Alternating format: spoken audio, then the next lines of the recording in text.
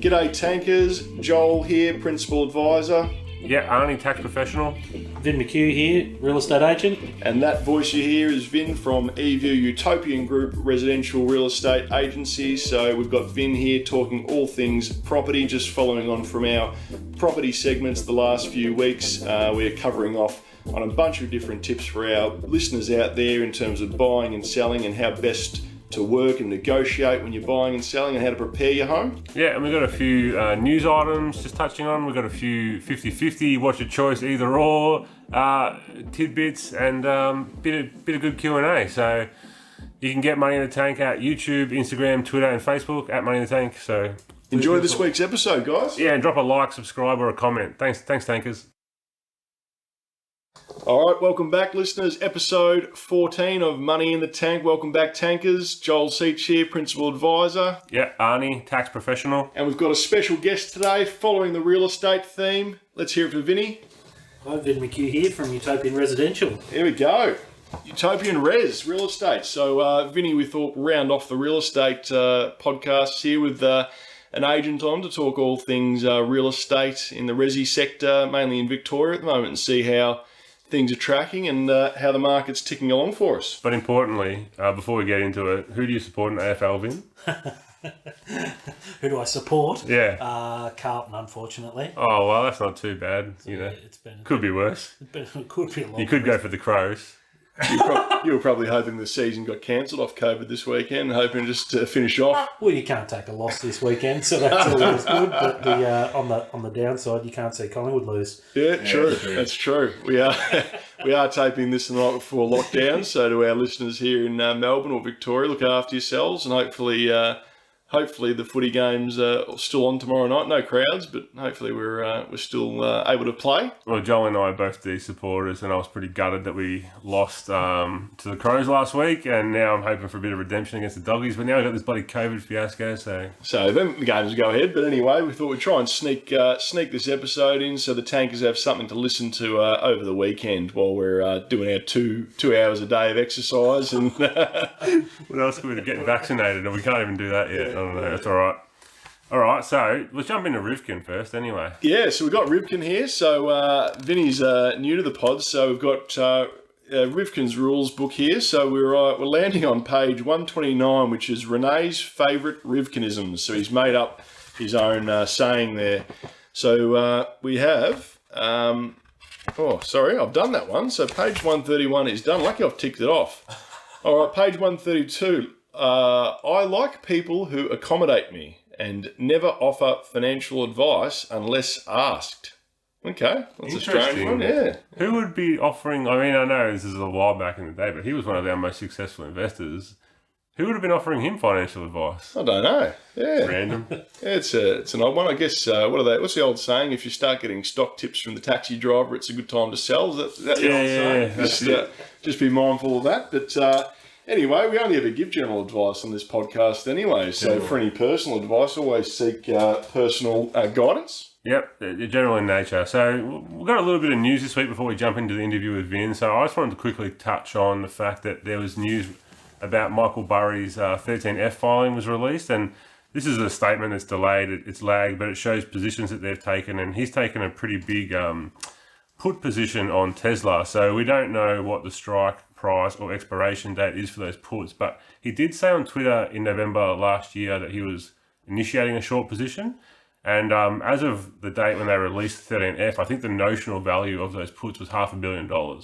So substantial. Big money. And a short position or a put position for the listeners is when he's expecting or he's betting on that Tesla stock will come down. Yeah, so that's why I was saying we don't know the strike or the expiration, but it's likely that he's chosen probably a long enough expiration and a range of strike prices. And if we go back to November last year, I don't know what Tesla was trading at, but it was like 800 or something, and now it's around 600. So if you can imagine that Burry's probably picked a few prices on the way down, and I reckon he's probably even sold out of some. We won't know until the next quarter, but chances are he's taken a fair chunk of that notional amount already. And he was the guy off Big Short, wasn't he? Yeah, he was made famous colloquially by the Big Short movie, but successful investor in his own right even before that. So yeah, and he's had a few predictions, and he's predicting also. He doesn't. I think he's predicting against Bitcoin, isn't he? I think he's I'm not sure about his crypto predictions, but I know that he's been really vocal lately about inflation, so much so that the SEC stepped in and said to him, stop tweeting about inflation. Manipulating the market. Maybe creating fear, perhaps. Maybe not trying to manipulate for his own gain, but maybe it was like creating fear and uncertainty. So Yeah, so he's betting against Tesla and Bitcoin. We were just chatting before. It's shot up to, I think, in the 70,000 US for a little bit there from memory, and then it's back down to 30 off the back of a few things, and China being one of them, saying they're sort of banning the use of Bitcoin overseas in China, and it's come tumbling back down again, but it's hit about 30,000. I think it's up to about 38 at the moment, so it's had a little bit of a recovery. yeah, so interesting one was it. I know that we touched on this a little while ago. Vin, have you heard about the digital yuan? No, no. So China's got a bit of a digital currency that they're exploring themselves. So the skeptic in me is like, why are they banning Bitcoin now? It's because they're trying to pump their own one up, but who knows? Yeah, so we'll continue to touch base on the crypto stuff, and we'll endeavour to get on another expert to talk all things crypto in a future podcast to make sure we're giving the tankers and the listeners what they want. That's it. Well, without further ado, do you mind? We'll jump in here. And Vin, can you start by giving us a bit of a background of like how you became an agent, and maybe just tell us a bit about what you're doing currently? Yeah, sure. Started off with selling. Obviously, when I sold my first house, looked at the agent that sold my house, was very underwhelmed by their performance, and what handed him a big check. And as he drove off in his nice car, I thought didn't look like too hard a job to do. So went and did the course and started at a big one of the bigger agencies over in Croydon in Melbourne's East, and then moved off to more boutique ones selling higher end properties and acreage, and then got into opening up my own company, got my full license and opened up my own company, smaller company just by myself. And Utopian Group? with the franchise is eView, the eView Group, and my office is the Utopian Residential Office.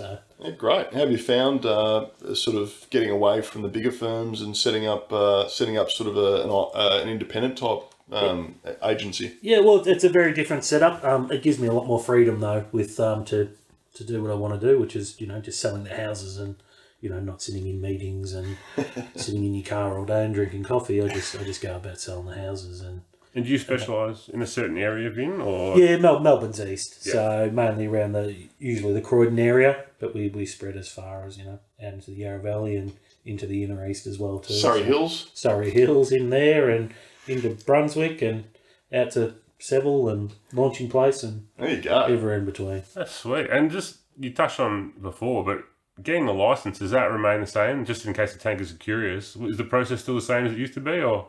Process is a little bit different now. It used to be quite intense. I'm led to believe. Now it's 2021 and so on. I did it in 2018. It's an online course now. You can do it online. They take into prior learning and experience as well too, so you can shorten it down. It used to be a lot more longer course. It used to be 2 years, I think. Yeah, there you go. No, that's good, mate. That's good. So, and just off the bat, mate, you're saying the agent drove away in a nice car. Is it a prerequisite to have a nice car as an agent? I think it might be part of the look. It's So I couldn't just rock up to an open if I was an agent in my AU Falcon.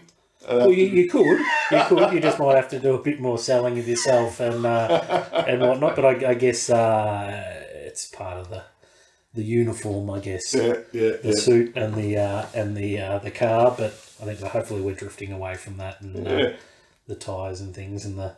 Oh, good, mate. Oh, good. Now, tell us current market positions at the moment. So let's go firstly from the seller's point of view. So we're in I guess you could say, a fairly interesting market, a hot market at the moment.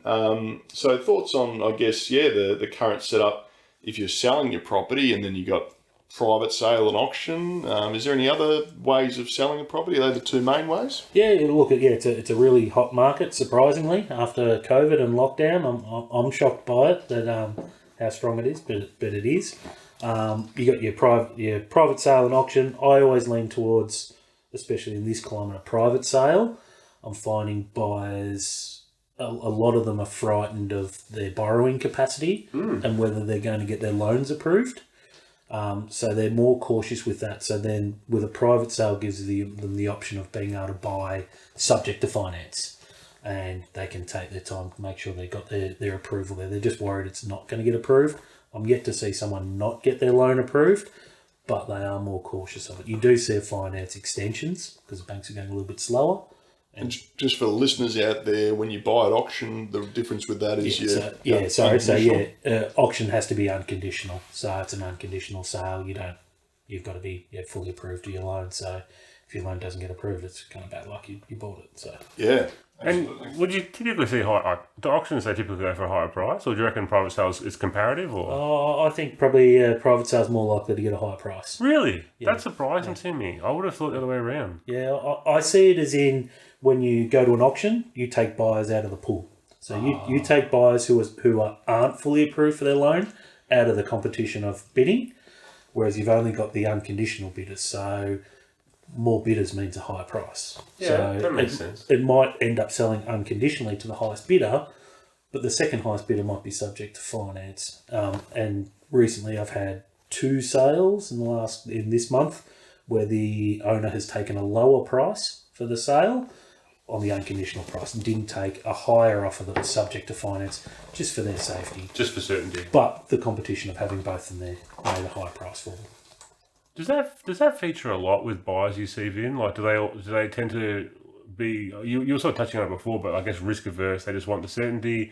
And I'm thinking in terms of settlement periods as well as financing. Like, is it something you see a lot of? Yeah, look, you'll get a different with a private sale. You get a real mixed bag of buyers. Yeah. So you'll get different settlements. You'll get different clauses in there, whether it be subject to their finance being approved. Some will even try subject to their house being sold prior.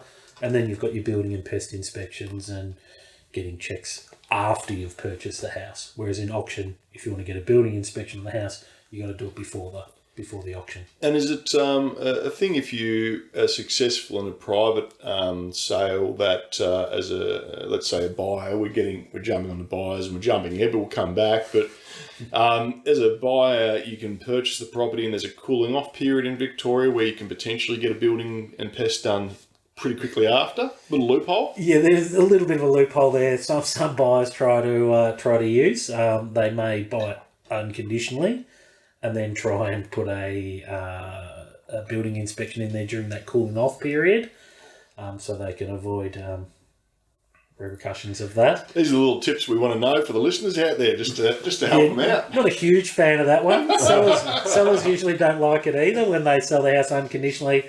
And then the purchaser threatens to cool off if they can't do a building inspection. So they kind of move the goalposts after they get the house. But look, hopefully the houses we're selling aren't going to fall over and they're in good condition. So yeah, that's it. So sellers at the moment. So the other question I guess we have at the moment, Arnie, do you want to run through the third question there we have for Vinny? Yeah, just tips in getting a house ready for sale, like what you should be doing if you're the one who's selling it, the cost involved, marketing costs, things like that. Like Sure. Well, first thing you always say is, declutter. Just less stuff in the house. People get distracted if you've got things in the house rather than looking at the actual house. Obviously, then on the other side of that is make the house look as nice as possible. So nice, have your furniture looking nice and neat and tidy, so the house looks its best. It's like putting perfume and makeup on. So you've got to make your house look as pretty as possible. I'm always a big fan of the front of the house. So the front garden, it's the first thing they see. So make the front look pretty. And what about like staging companies? The mobs that come in and sort of perform a service. Have you seen much of that? Yeah, see a lot of it. For a vacant house, I'd highly recommend it. Yeah. Highly recommend it. It's chalk and cheese. Yeah, I've used the staging a few times and it's worked really well. It sort of creates that emotional buy-in. I think when someone's going through, they can sort of picture how they'd like to set things up or how it'd look once it's really well furnished and fully furnished. And usually I think staging from memory, Vinny, probably costs between $3 and $5 sort of grand, $3 and $6 grand, depending on the size of the house. For a normal size house, obviously bigger houses more. Most buyers will pick that it's staged furniture because it looks, there's no clothes in the cupboard and those kind of things, but it does make the house look nicer. It feels nicer. I feel like you mentioned the cost there, and I feel like if you're talking about staging, you're talking about the garden, I feel like any cost associated with that is going to add value anyway. I'm wondering about the treatment of those costs. If you're looking to buy it as an investment property, at what point can you use those costs as a nexus to deductibility on the investment? Would you have to? Oh, well, the person buying essentially could probably only get depreciation on the building and plant, I'd imagine, but the person that's putting it in, if it's an investment, if the person's selling it, is what maybe you're asking, is they could probably put in, depending on what it falls under, whether it falls under capital or it falls under expenditure or I think it's a revenue account where you can claim tax deductions on repairs and things, or you've got to add it on capital works to your capital gains tax, essentially, the cost base. Yeah, sorry, I probably made a meal of that. But if you're a seller and you're incurring these costs on an investment property, what account would that be on? Would that be a revenue or capital account? Or we don't know. Depending, it's going to depend on what you're doing, I think. So yeah, always seek tax advice whenever you're general in nature, and I work in tax as well. So speak to your accountant. Always seek tax advice. But yeah, generally speaking, if you're going to get some capital work stuff done, where you're potentially putting money into the property, it may fall under that, which you'll inevitably minimise a bit more capital gain that way. Or it might be a revenue fall and might be a repair or something that falls under that. So, but always speak to your accountant whenever you're getting tax advice. Sorry, been going off on a rabbit hole. Yeah, so is there things that you'd err away from putting money into, Vin, that you don't think as a seller is necessary, and things that you mentioned that are crucial? Yeah, look, you'll get people look at they won't like their kitchen or their bathroom, and they'll look at renovating those, which are expensive things to do, like kitchens and bathrooms. Unless it absolutely needs to be done, I highly recommend against it. They are very personal rooms as well too, so you'll spend the money on getting the kitchen all done and the bathroom. Purchasers won't like the colour or that. I don't get it back. And you may not get that back. Whereas I'm just making the best of what you actually got there with the bones, unless it's not working and it needs to be done. What are some things that you would recommend that sellers do update to get max value? You mentioned front garden, garden looking nice, lawn looking nice, weeding. Inside the house, paint and carpet. Yeah. Paint and carpet, the biggest impact, because they're the biggest, items. You paint and carpet, size-wise, paint and carpet are the. Yeah, it's always bewilders me. I've been through a few opens when I was helping bid for a friend last year at auction, and you go to the open house and the lawns are up to my calves. Yeah. It's like unbelievable, It's you literally got a 4-week window where you're selling your property and you can't get a bloke in to mow the lawn or something. Yeah, it's not too hard to run the mower over, I don't think.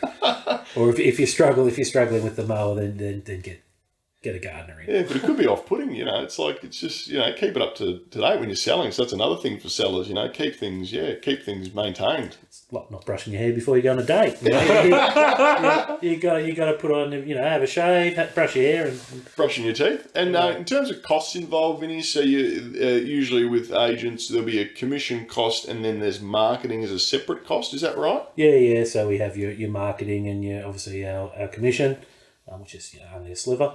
The big picture. Compared to the value we had, but your marketing costs. A lot of things I'm leaning away from at the moment is print and tactile things, especially in the Corona environment. I've gone away from handing out my business card to people because they're a bit shy with touching things, and brochures. People aren't picking the brochures up, so we're not doing the brochures. They're seeing all the information on the brochure anyway online. So, and by the time they get the brochure, they're in the property. And they've usually decided whether they like it or not anyway. And a brochure's not really, in this day and age, you've got your floor plan, your photos, your price, everything online. Interesting. Those sort of things. And then even, your big for sale boards with photos all over it. Take it or leave it, really. Really? So they're not even putting those up anymore? I'm just putting a standard for sale board up on a lot of properties, just a basic one with no photos, barely putting brochures in. Or is the one the big one for the photos more for the agency sometimes? Yeah. Well, it does have a big picture of my head on it and my company logo, so yeah, sometimes they can lean towards that. But the one that you do need to spend money on is obviously making the house look good, and you got to have it on the internet, obviously sitting up the top. And your photos. Photos have got to be good. Yeah. You can't cheap out on your photos. Dusk photos. Good photographer at dusk. Yep. Do you sort that out for the sellers, the photographer? Yeah, 100%. Yeah. I go there with the photographer, help them pick them out. Aerial shots? Aerial shots, yeah, on an acreage property. Yep. You know, if the block of land's of interest, yeah, Yep. we'll have the the measurements of the block of land and all that kind of stuff. So. Yeah, cool. Awesome. So, so don't cheap out on some of those key marketing things, such as your website stuff in terms of your realestate.com and your domain, your primary listing. Yeah.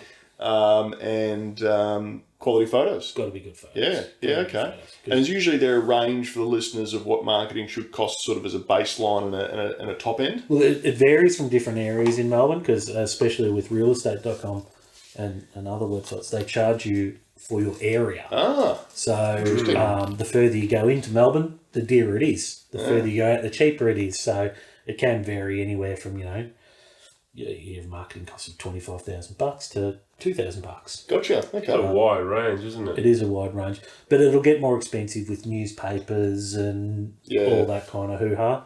Out here in the outer east, you're looking at a marketing campaign around, $4,000 would be about the average, I'd imagine. That'd cover everything. Cover everything. You got everything you want. Yeah, cool. All you need.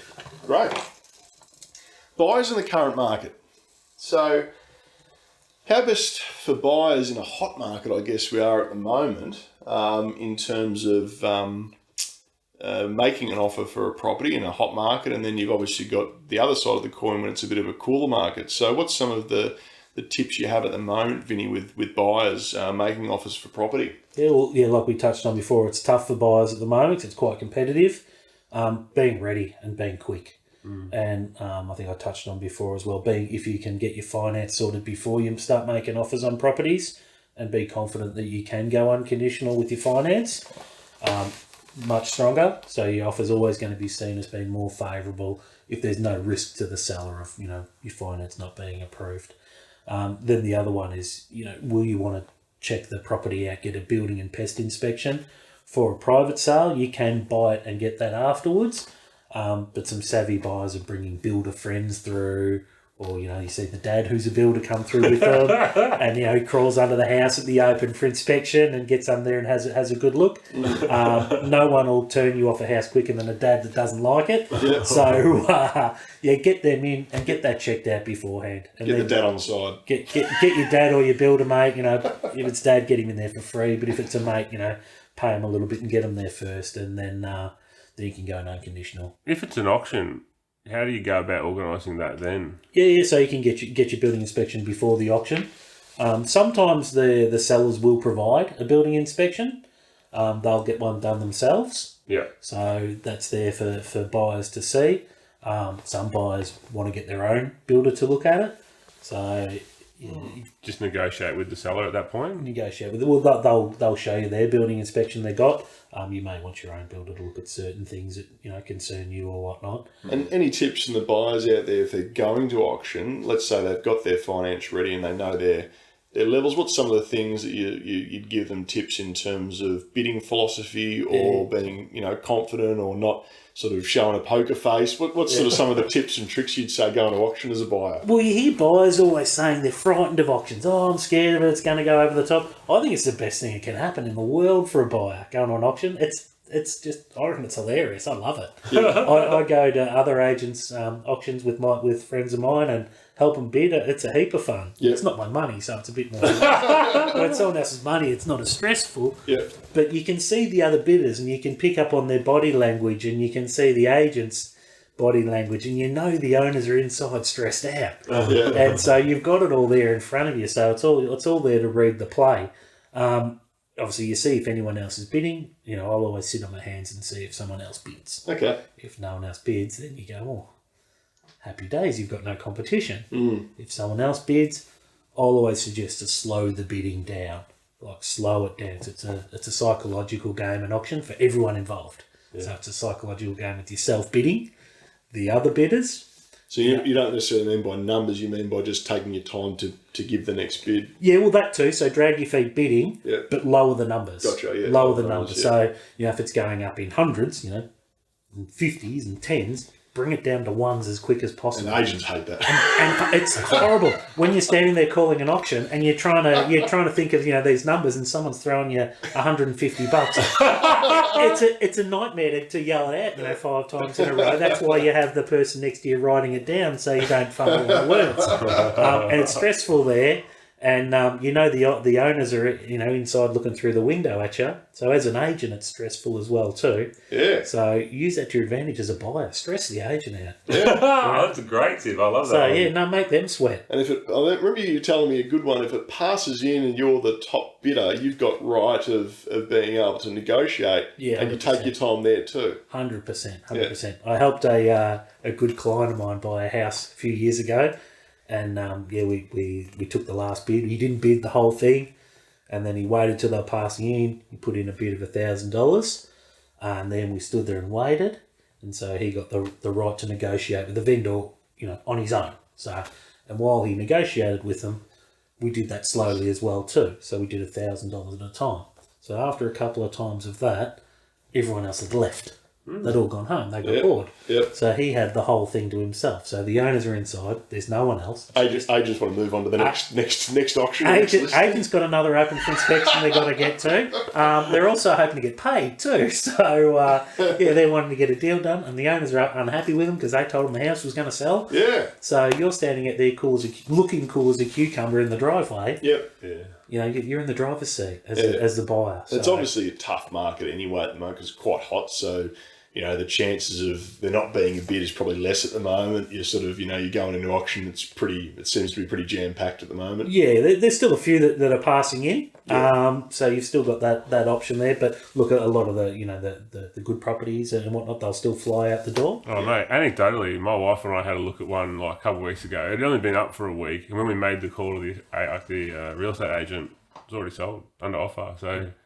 flying out. Still going to move an Arnhem Dog. Yeah, we're having to think about maybe getting a second property. Oh, look out. To either move or as an investment. Yeah, cool. Yeah, but the one that we had our eyes on just was snapped up, mate. So Got to be quick with the dead, mate. Yeah. 11 offers on Monday after the first open for inspection isn't unusual at the moment. Really? That's a lot. Yeah. Wow. Yeah. Not unusual at all. So anything else you think I did want to ask you a bit more about, I guess, the building and pest inspection, but I reckon you've sort of covered that. But is there any other kind of inspection, Vin, apart from those that you recommend buyers have a look at? Or? Yeah, well, they're important too. You want to make sure you're not buying a turkey. You want to make sure the house is solid. Things the cosmetic things you can't see. Like I touched on, sending Dad under the house, to check the stumps and all that. Because I tell you right now, no agent's going to crawl under there in the dust and have a look at it. The other one I always think of is if there's been any works done to the house, whether it's got permits. Oh. And a big one with that is sometimes a back deck. Yeah. They'll get a mate will put a back deck on, or they'll put a back deck on himself without a permit. And what can that do to a buyer? Well, if it hasn't got a permit, the council can come around and make you tear it down. So you bought a house with something that hasn't got a permit on it. So if there is a new-ish looking deck out the back of it, if it's only, if it looks at less than 7 or 10 years old, I'd check if it's got permits. That'll be in the 32? Well, it should be, 32. But sometimes it's not. Okay. So ring council and ring it directly and see if it does have a permit for it. Let's just say it's not. Is there a statute of limitations on that? Or is it just you're always in danger if it's not on the... Well, it should. I think it's a 7 years. Okay. 7 years in this. Most of the councils around here it'll change from shire to shire, but there's usually 7 years. If it's over 7 years old, if the deck was put on in 1942, then what are they going to do? What are they going to do?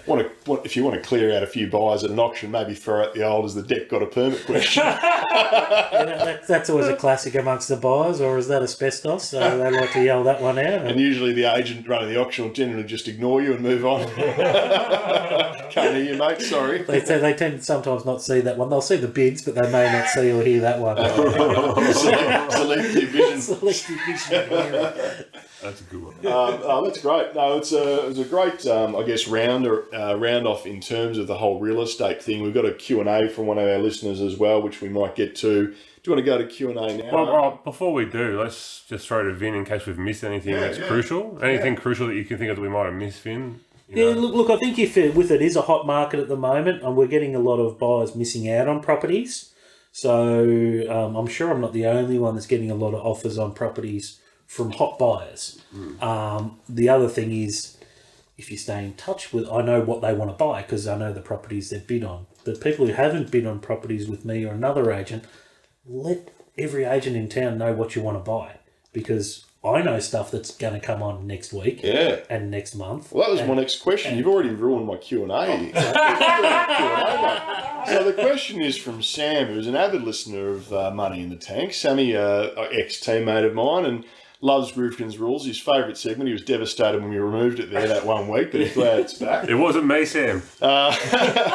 So the Q&A from Sammy is that agent specific. So is any tips when liaising or dealing with agents, both buying and selling, building relationships, what to look for, etc. So expand on that a little bit more, Vin, as you mentioned, with your off-market stuff or things that are coming on. Yeah, of course. Look, if you're looking for something specific, or you genuinely, need to buy something, tell everyone, because we do know stuff that's coming on, and we know who's thinking of selling, who's going to be selling, and who possibly might be, and you might describe their house to us. And if you tell us, homes you've put bids on, we can go, oh, I didn't really think you'd like something like that, but I do know someone else who's selling something just like that in about 2 months, and it gets sold off market. No one else knows about it. Really? So before it even makes it to the website? Yeah, it happens a lot. And do you work with investors? Do you have relationships that you always go back to, or do they come back to you? Yeah, of course. Yeah. A lot of developers will come and they'll buy a development site, sell them, and they'll be back again. So if it's a development site, you call the developers. If it's investment property, you'll if it's a good rent return, you'll call the investors and those guys that keep coming back and that you see regularly, and we call open for inspection junkies. They come around and you get some impulse buy them and all sorts of things. So the more we know you want to buy, the more we can marry you up with the house you want to buy. Interesting. Great tips. Yeah. Yeah, that was good. Oh, cheers, Vin. Well, so we've already smashed through one Q&A. Maybe we can go to the next one, which is off topic, real estate wise, but topical in terms of timing. So we had one from Katie, which was, is it still worth buying GameStop? And this is actually prompted because she saw a post on Reddit where someone had, put their entire savings into GameStop. So do you have any thoughts on... Do you want me to tell you what the price of GameStop is currently, Jolly, before... Tell us the price, mate, because I haven't been following GameStop, so I probably don't have too much to add, so it might be your little section here, Art. Yeah, I can talk about it, but I'm interested to tell you guys the price anyway. So the current price of one GameStop share is $233.99 USD. What did it get to? It got... I think at max it got to $480. Yep. But, going back to before the whole saga with deep effing value, it was trading at like $4 a share at one point. So it's had a decent run, fair to say. Oh, it's had an incredible run, mate. So, yeah, GameStop. So, do you have thoughts on it before I give my thoughts on... Is it still worth investing in GameStop? General in nature? General in nature. I wouldn't give, I guess, my thoughts on a specific like that, because I just don't have enough understanding of the underlying investment or the stock itself or the company itself. So I might handball that across to yourself, Underdog, because you've probably been following a little bit more than I have. I've been following it, and general in nature, again, I feel like this is such a hard thing to ask because you know, Jolie, that I like to invest on fundamentals, and by any measure, GameStop is really overvalued, It's ridiculously overvalued, but there's a saying, in investing in equities, which is you don't bet against the trends or don't bet against the sentiment or the momentum. And there's just so much sentiment and momentum behind this stock. It just sees regular wild swings. Like I think maybe last trading session, it was up 15% in one day, which is massive at the numbers it's already at. It's nothing to do with fundamentals, just momentum. It's got nothing to do with fundamentals, and I guess it's like there's a whole movement in Reddit still driving this stock up. So to answer the question, is it still worth investing? You'd have to go and do your own research and just check on the sentiment. But for me, it's a no. I would not be investing in GameStop at the moment. Unless you had a bit of cash you wanted to put in there and think that, as Vinny was saying before, you're flushing it down the toilet. If it goes up, great. If you lose half of it, if you want, as a punt, speculation. If you want to specky on it, sure, but is it a good investment? I don't think so. What do you think, Vin? A wise man once said to me, "What goes down must go up." Oh, It wasn't 480, it's down to 230 now. It's got to be coming back, doesn't it? mate, it's half price. Yeah, no, so that was the other one, but interesting one, and I'm still following it because it's just what a crazy story GameStop is. Keep us updated, mate. Yeah. Oh, well, one interesting thing that they did during the week is they're setting up a non-fungible token platform. So it's not fully constructed yet, but you'll be able to buy NFTs, presumably to do in the gaming space, and yeah, tokens tying back to crypto again Interesting. on the Ethereum chain. So Yep. it's we need to get someone on to talk about that, but interesting space. We'll definitely keep an eye on it. We'll keep the tankers up to date with all that sort of area. So keep an eye out for further podcasts coming up. So now on to our other favourite segment of the week, which is our 50-50, this or that, as Bud Brennan mentioned last week for us. Either or. Either or. What's your choice? And what's your choice? So we've got a few names there. So maybe Vin has another name you'd like to throw in there as well, Vin? Yeah, no, you've got them all covered. So this 50-50 this week came in, and please, our listeners and tankers out there, we love hearing from you. We love all the questions that you're bringing to us each week, whether it be from a Q&A type of thing, whether it's financial related or 50-50 this or that related, which could be life choices, because we talk all things investments, we talk all things life choices, because choosing different investments is different choices. So this week's question is from our avid listener, Kenny, who's loving the podcast at the moment and loves listening to it when he's rolling around for work. So he's in the coffee space. So he wanted to know our thoughts between, if you had your choice, cappuccino or latte.